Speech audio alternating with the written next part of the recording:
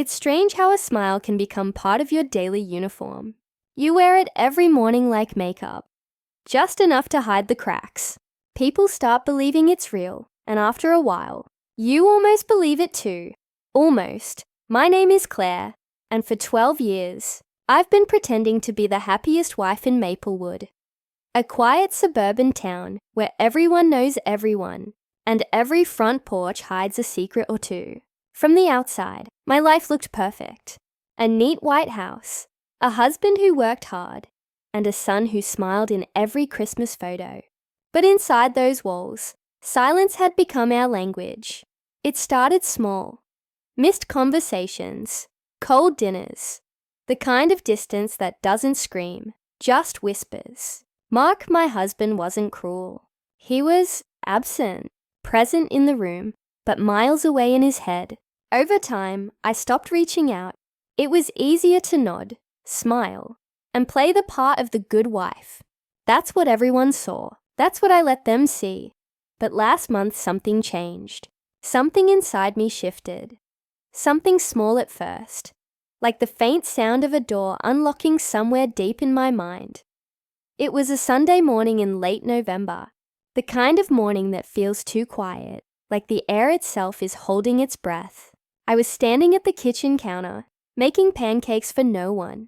Mark was upstairs, as usual, getting ready for another early meeting. He'd been having a lot of those lately. The coffee maker hummed. The smell filled the air, and for a moment, I felt an odd sense of detachment, like I was watching someone else's life. I looked down at my hands flipping pancakes and wondered, who is this woman? When the door closed behind him, I sat at the table and stared at the empty plate across from me. That plate had been empty for years, but that morning it felt heavier than ever. I picked up my phone and scrolled through old photos. Vacations, anniversaries, forced smiles. Every picture felt like a lie. And then, as if the universe wanted to mock me, a photo popped up from 12 years ago. Our wedding day. I stared at my face in that white dress, that beaming smile, those eyes full of hope. I didn't recognize her. Later that day, while folding laundry, I found something, a small envelope tucked inside one of Mark's shirts. My hands froze. It wasn't a bill, not a receipt. It was a letter. The handwriting was delicate, unfamiliar. Can't wait to see you again. Same place next week. My stomach twisted. The room spun. It wasn't the first time I had doubted him, but it was the first time I had proof. I didn't cry. Not then. Not even later. I just stood there, holding that note like it was a mirror, showing me what I had refused to see for years. But instead of confronting him, I did something unexpected. I smiled. I smiled the same way I always did. Wide, warm, practiced. And in that moment, I realized how good I'd become at pretending. That night, Mark came home late. He smelled like rain and perfume. I didn't ask questions. He kissed my forehead, like a stranger trying to remember a routine. I watched him walk upstairs, his reflection flashing briefly in the hallway mirror. Tired, distracted, guilty. I followed a few minutes later, but instead of going to bed, I stood by the window, watching the streetlights blink against the wet pavement. Maplewood was so still, so perfect. It made me sick. That's when the thought came. Quiet, dangerous, and thrilling. What if I stopped pretending? The idea stayed with me all night, whispering in the dark. By morning, I had made a decision. I got dressed like any other day. Soft grey sweater, hair tied back neatly. I brewed coffee, set the table, and waited. When Mark came down, his phone already in his hand, I said softly, "Mark, can we talk?" He didn't even look up. "Can it wait? I'm running late." I smiled again. "Sure." As he left, I watched the door close, and something inside me broke. Quietly, not like glass, but like fabric tearing from the inside. After he drove away, I went upstairs, opened his drawer, and took out the letter. I read it one last time. then folded it carefully and placed it in my own journal. I didn't know why I kept it. Maybe to remind myself that reality existed beyond my performance. That evening, I sat in the same chair by the window and imagined my life if I never smiled again. If I never tried to fix what had been dead for years. I wondered if he'd notice, if anyone would. The next morning, I didn't smile. Not when I made breakfast, not when I greeted the neighbors, not even when Mark returned home and asked if I was okay. For the first time in 12 years, I didn't pretend. He stared at me, confused, like looking at a stranger. Maybe he was. Maybe we both were. That night, as he slept beside me, I whispered something I had never said aloud. I don't love you anymore. The words didn't feel sad. They felt free. And in the silence that followed, I realized something chilling. Maybe I hadn't loved him in years. Maybe I never really had. The next morning felt different. Not louder, not brighter, just clearer. It was as if someone had cleaned the fog off my life. And now I could finally see what had always been there. Mark left for work like he always did. The same tie, the same distracted look, the same quick goodbye kiss that never touched his lips. But this time, I watched him, really watched him, and I realized something I hadn't before. I wasn't angry. I was empty. That scared me more than anything. I spent most of the morning wandering through the house, touching things I had stopped noticing. The photos on the wall, the soft hum of the refrigerator, the ticking clock above the TV. Every sound felt louder, every corner sharper. The house suddenly felt too big for one person's thoughts. I poured myself some coffee, sat at the kitchen table and opened my journal. The same one where I'd hidden the letter, the same one where for years I'd written little lies to keep myself from breaking. Apart, had a lovely dinner with Mark. He's been busy but still trying. Maybe next weekend will be better. I read those lines like someone reading a stranger's diary. The lies sounded desperate, pathetic. So I turned to a blank page and wrote one simple sentence. Today I didn't smile. I stared at it for a long time. It felt like a confession. By noon, I decided to go for a walk. The streets of Maplewood were quiet as always. Freshly mowed lawns, painted fences, women watering plants while pretending their lives were picture perfect. I passed Mrs. Henderson's house. She waved at me like she always did. I waved back, but this time, my hand felt heavier. She smiled too widely, and for a split second, I saw it. That same emptiness behind her eyes. Maybe I wasn't the only one pretending. Maybe none of us were truly happy here. I ended up at the small park near the edge of the neighborhood. I hadn't been there in years. The swings creaked, and a single yellow leaf drifted down in front of me. I sat on the bench, watching the world move quietly. That's when my phone buzzed. A message. Unknown number. It said, "You're not alone, Claire." I froze. My fingers went cold. My first thought was that it was Mark. Maybe trying to manipulate me. Maybe checking if I knew something. But no. Mark would never send something so strange, so deliberate. I didn't reply. I just locked my phone and sat there, my heart pounding. When I got home, the message kept replaying in my mind. "You're not alone." What did that mean? By evening, I convinced myself it was some scam message. Random, meaningless. Still, I couldn't shake the feeling that someone was watching me. Not in a sinister way, but like someone who knew me. Someone who saw the truth before I did. That night, I couldn't sleep. Mark was snoring softly beside me. I stared at the ceiling, tracing invisible lines in the dark, listening to the rhythm of his breath. I wondered how many nights I'd done this. Lying next to him, feeling utterly alone. The next morning, I checked my phone again. A second message. "You can stop pretending now. No name, no number, just those words." I felt my chest tighten. My first instinct was fear. My second was curiosity. Who knew? Who understood? I thought about calling someone, but who would I even tell? My mother would say I was overreacting. My friends would smile politely and gossip later. No one ever really listens when a woman says she's unhappy. So I kept it to myself. Later that afternoon, I was cleaning the living room when I noticed something strange. One of our wedding photos had been moved. It wasn't in the center of the mantel anymore. It was slightly tilted to the right, just enough to look wrong. I called out, "Mark, did you move this?" No answer. Of course not. He was still at work. I fixed the frame, but the small detail lingered in my mind. The message, the frame, the feeling that something around me had shifted.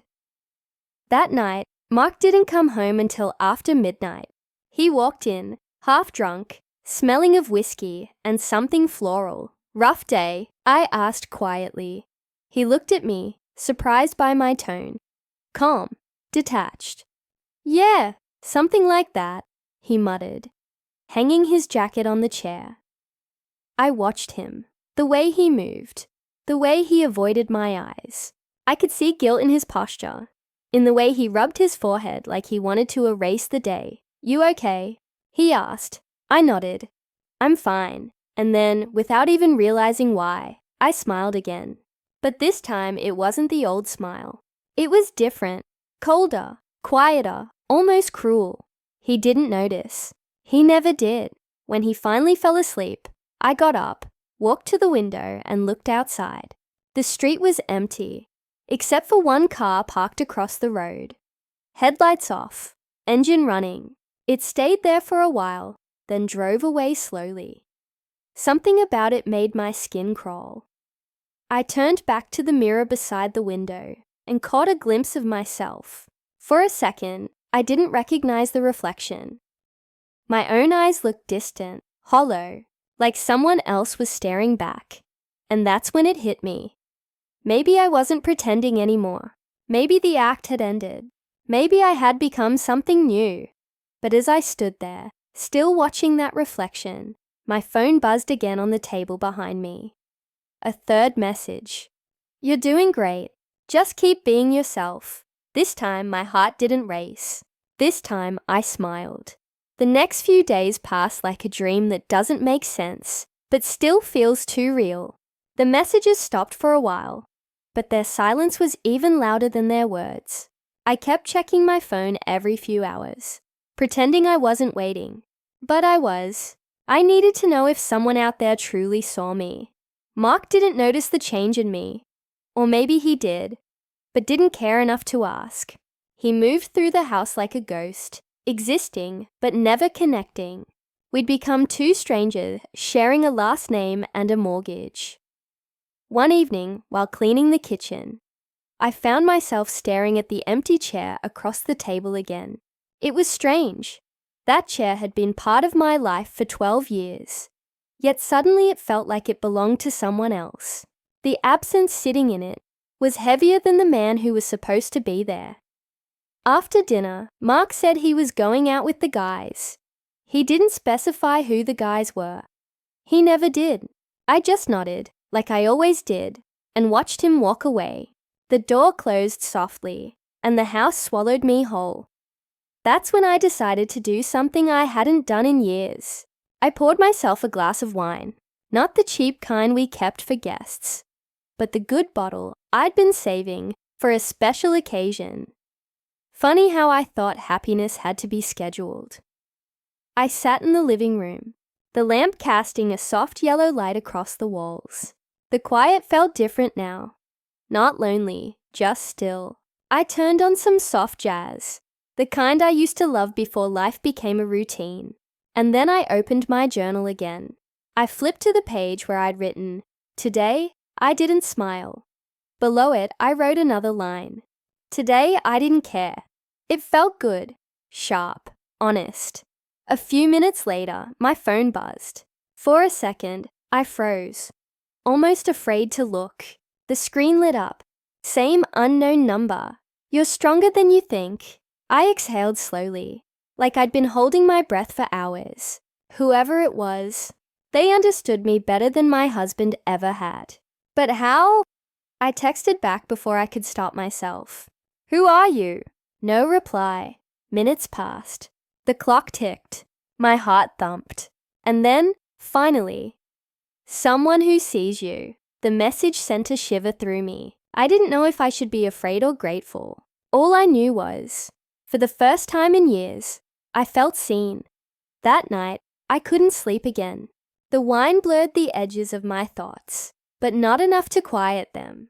I lay awake, watching the faint glow from the streetlight outside flicker across the ceiling. I started thinking about the little things. The way Mark's voice had grown colder. The way my reflections sometimes felt delayed. The way the messages always came when I was alone. Something was shifting in me, and I didn't know if it was healing or breaking. The next morning, I went into town. I told myself I needed groceries, but really, I just needed to be somewhere that wasn't my house. The grocery store felt like a movie set. Smiling cashiers, bright lights, families arguing over cereal boxes. I felt like an observer, not a participant. Everyone looked so alive, and I wondered how many of them were pretending too. As I reached for a carton of milk, someone brushed past me. A woman, mid-30s, dark hair, wearing a green coat. She turned slightly and smiled. Not a polite smile, but one that lingered, like she knew me. Before I could react, she was gone.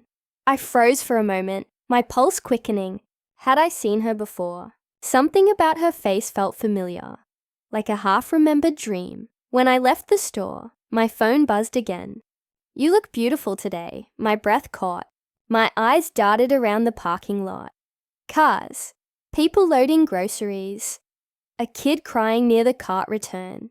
No one was looking at me, but I could feel it. Someone was watching.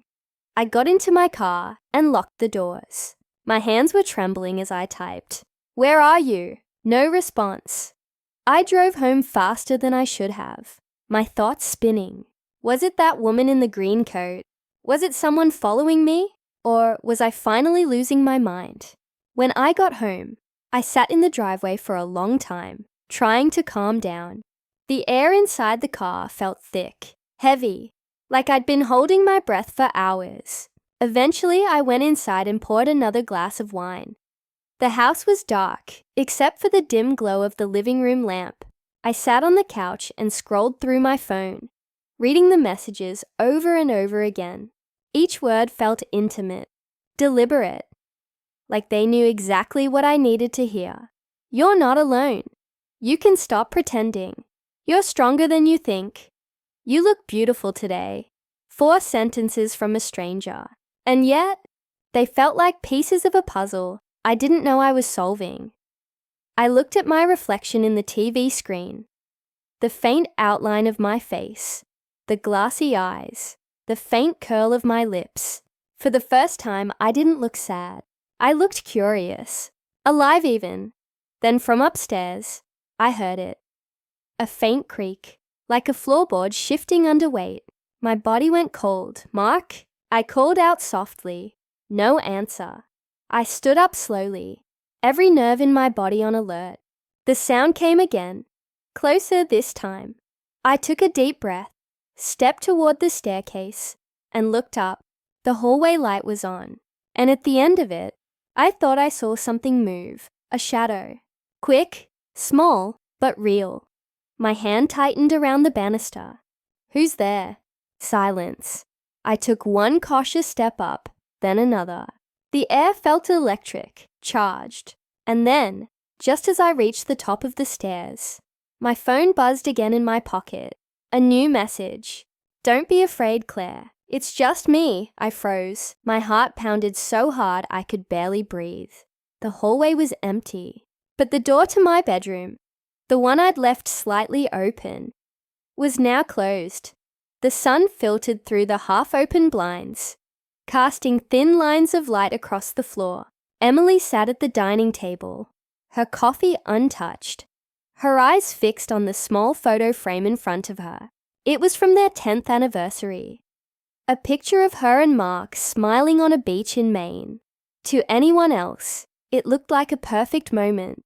But Emily remembered how cold that day was, how the wind stung her face, and how Mark didn't notice she was shivering. She ran her fingers over the glass frame.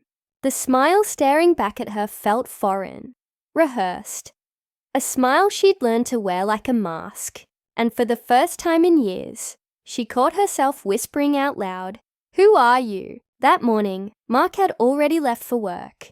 He didn't say goodbye. He didn't have to.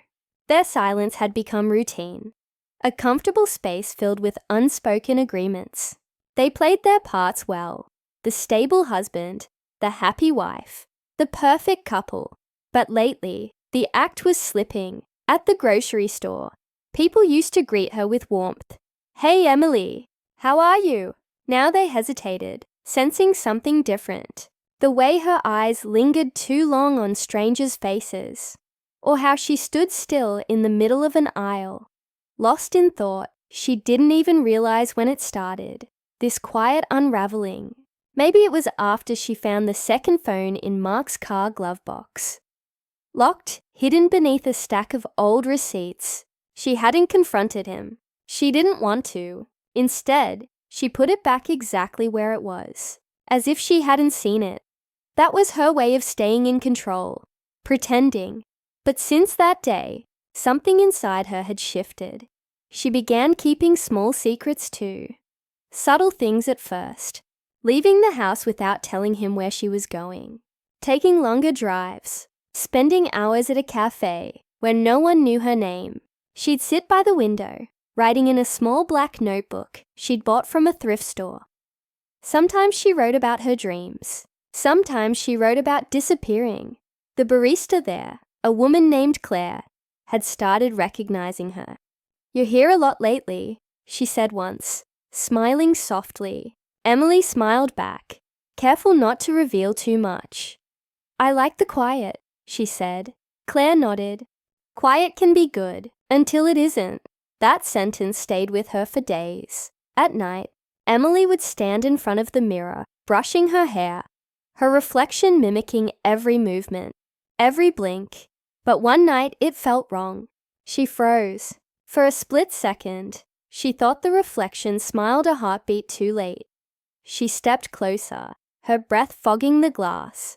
Her reflection looked normal now, but her chest tightened with an unease she couldn't explain.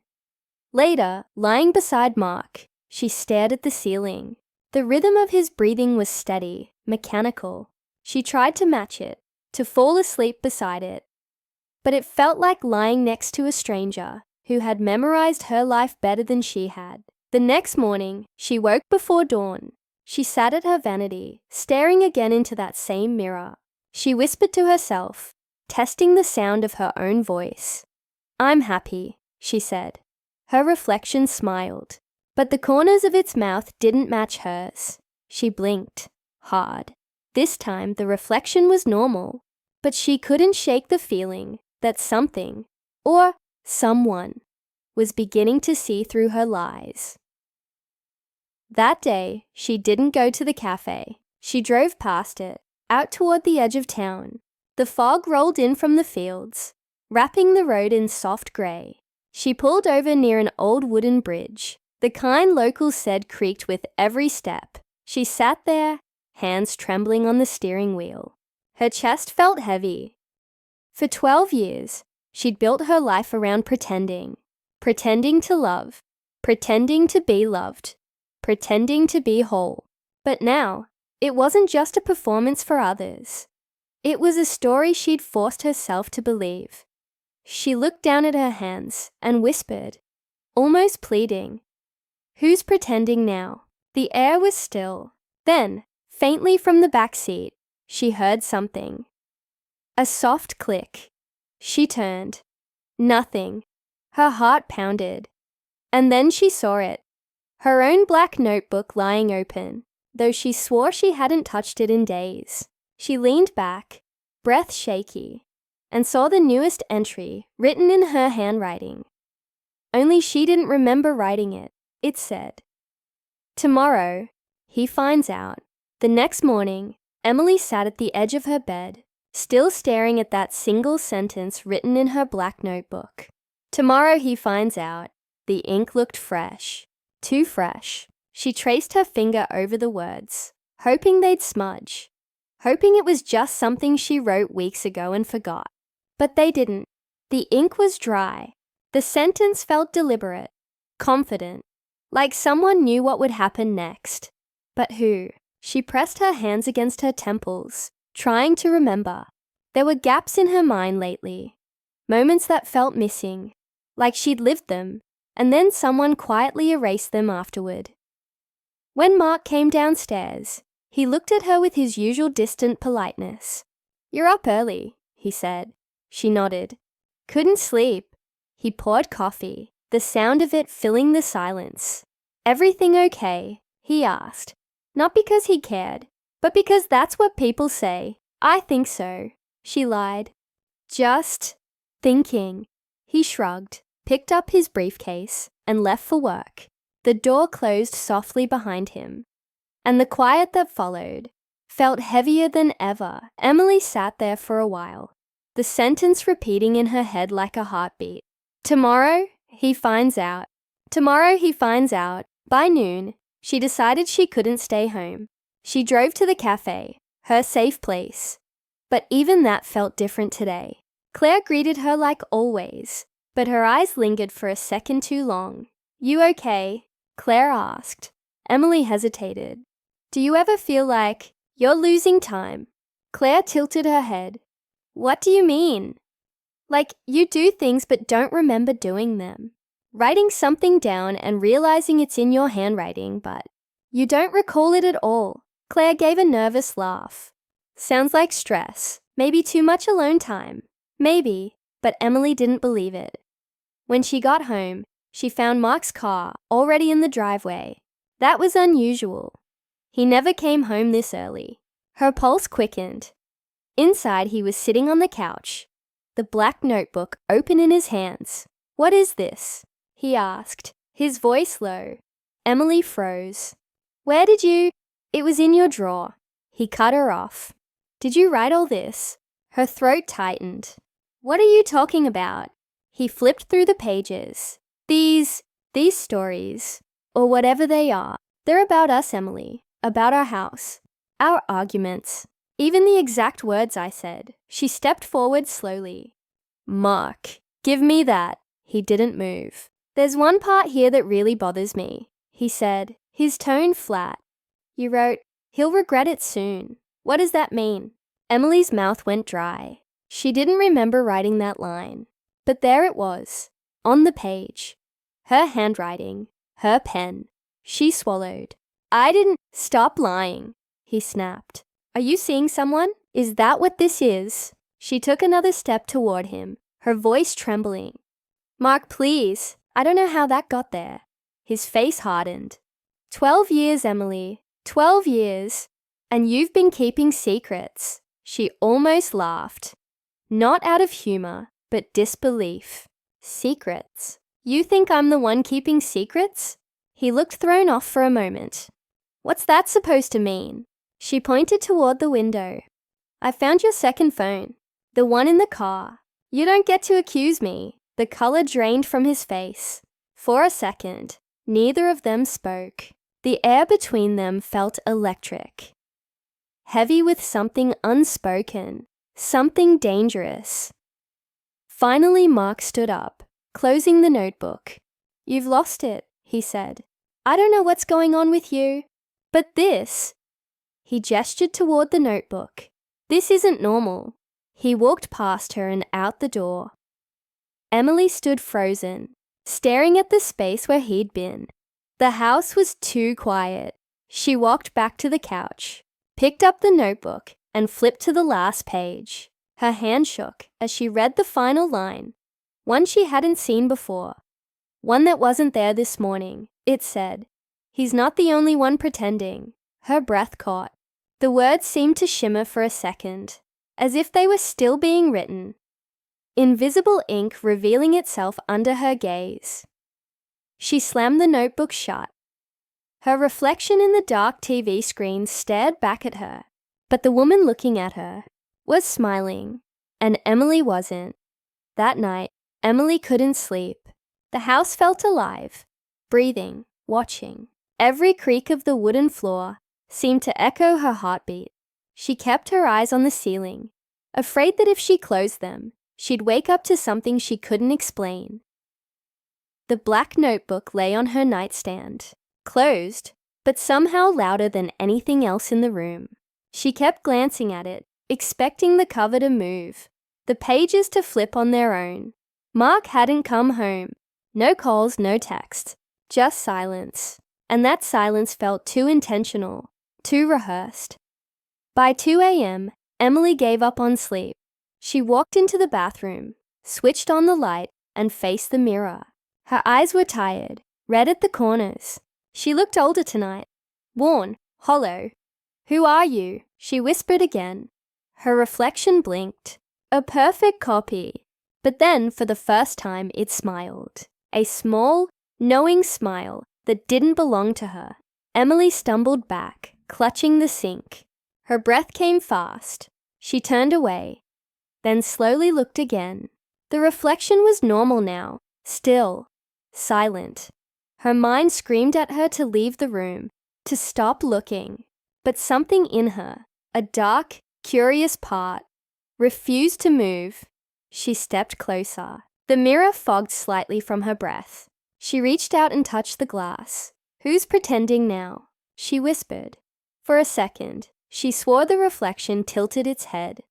Not much, just a fraction off sync, but enough to make her heart stop. A sudden vibration broke the silence. Her phone buzzed on the counter. She grabbed it quickly, desperate for something real. It was a message from Mark. It said, "I know everything. We need to talk. Come to the old house on Miller Road." She froze. The old house. The one they'd nearly bought before this one. Before things fell apart. It had been empty for years. Why would he go there? She didn't reply. She just grabbed her coat, slipped the notebook into her bag, and left. The streets were empty. The fog was thick again, curling around her car as she drove through the quiet suburbs. Houses blurred past, perfect lawns, glowing porch lights, all looking the same, all pretending to. When she reached the old house, she saw his car parked outside. The front door was open slightly, moving with the wind. She stepped inside, flashlight trembling in her hand. Dust hung in the air like old secrets. "Mark?" Her voice echoed down the hallway. No answer. The rooms were empty, except for faint footprints on the wooden floor. His, maybe hers too. Then she saw it, in the living room.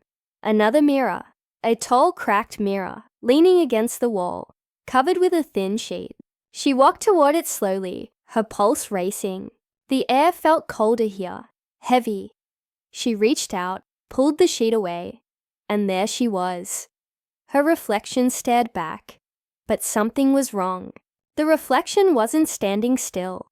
It was breathing faster than she was, the chest rising and falling out of sync. Her breath caught. She took a small step back. The reflection smiled. It wasn't her smile. The voice that came next wasn't from her mouth. It came from the mirror. Quiet, steady, feminine. "You've been pretending for so long, Emily." Her knees weakened. "Who are you?" The reflection tilted its head, mirroring the same movement as before. "You already know." Emily shook her head. "No, you're not real." The reflection smiled wider. "Neither are you." Her flashlight flickered. The room darkened. The voice continued, calm, almost gentle. "You built this version of yourself, the good wife, the smiling woman. But that's not who you are. You buried her, remember? You wrote her away." Emily's hands trembled. "I didn't write." The reflection interrupted softly. "You did. Every word in that notebook. Every memory you erased." Emily stepped closer, her voice breaking. "What do you mean?" The reflection's smile faded. "He didn't hurt you, Emily. You hurt him." The air left her lungs. "No," she whispered. "That's not true." "Then why did you write it?" The mirror shimmered, and for a heartbeat, she saw it. Flashes like lightning. Mark's face twisted in pain. his hands reaching out, a scream swallowed by silence. Her mind reeled. She stepped back, clutching her head. No, no, no. The reflection leaned forward, its voice almost a whisper now. You can start pretending anytime you want, but the truth won't go away. The flashlight went out. Darkness swallowed the room. And in that darkness, Emily finally remembered. When the light came back, Emily was on the floor. Her hands were covered in dust, her heart pounding so hard it hurt. The mirror stood in front of her, cracked now, splitting her reflection into a dozen distorted pieces. The air was thick with the smell of old wood and rain seeping through the roof. Her flashlight lay a few feet away, flickering weakly. She whispered into the silence, "Mark." Nothing. Just the faint hum of wind through the broken window. She pushed herself up, her legs shaking. Her eyes darted to the corner of the room. Something was there. A shadow, half seen, half imagined. She lifted the flashlight, and for a moment, she thought she saw him. Mark, lying still, her breath caught. "Mark!" She ran forward, but as soon as the light hit his face, she stopped cold. His eyes were open, but they weren't seeing her. They were glassy, frozen, empty. Her scream filled the room. She stumbled back, hand over her mouth. Then she saw it. The black notebook lying beside his body, pages open and fluttering in the wind. She reached for it slowly, every instinct screaming not to. The page facing up had words written in her handwriting. Words she didn't remember writing. He found out. I had to make him stop. He wouldn't let me be her anymore. Emily stared at it, her pulse roaring in her ears. The words blurred. The flashlight slipped from her hand and hit the floor with a thud. She fell to her knees, shaking her head. No, I didn't. I couldn't. But the memory came rushing back. The fight, the shouting, the glass shattering, the heavy sound when he fell. She hadn't been pretending to be happy. She'd been pretending to be innocent. Tears streamed down her face as the truth sank in. The reflection wasn't haunting her. It was her, the part of herself she had buried after that night, the part that knew exactly what she'd done. She had written a new story to survive, one where she was the victim, not the killer, one where she forgot what really happened. The notebook had been her confession all along. Her mind had split the story in two, the woman she wanted to be and the woman she truly was. The reflection in the broken mirror started moving again. Piece by piece, her fractured face began to align. The reflection smiled, soft, almost kind. "It's time to stop pretending," it whispered. Emily shook her head, whispering back, "If I remember, she comes back. She never left," the reflection said. The light from her flashlight finally went out. For a moment, there was only darkness. Then, faintly, the sound of sirens in the distance. Someone must have heard the scream. Emily sat still, her eyes on the mirror, her voice barely a whisper. I didn't want to hurt him. But the reflection didn't answer this time. It just watched her, calm and silent, as if waiting for her to finally admit the truth. The door creaked open behind her. A flashlight beam swept across the room. "Ma'am, are you okay?" A voice called out. Emily turned toward it slowly, her face pale, her eyes blank. She held up the notebook, her voice trembling but steady. "I wrote everything down," she said. "It's all here." The officer took a cautious step forward. "Ma'am, we'll take care of it. Just put the book down." Emily looked down at the notebook one last time. At the first page, where she'd written the words 12 years ago. The wife who pretended to be happy. She smiled faintly. "I guess I stopped pretending," she whispered. And as they led her away, her reflection in the mirror, cracked, splintered, and smiling, stayed behind, watching her go.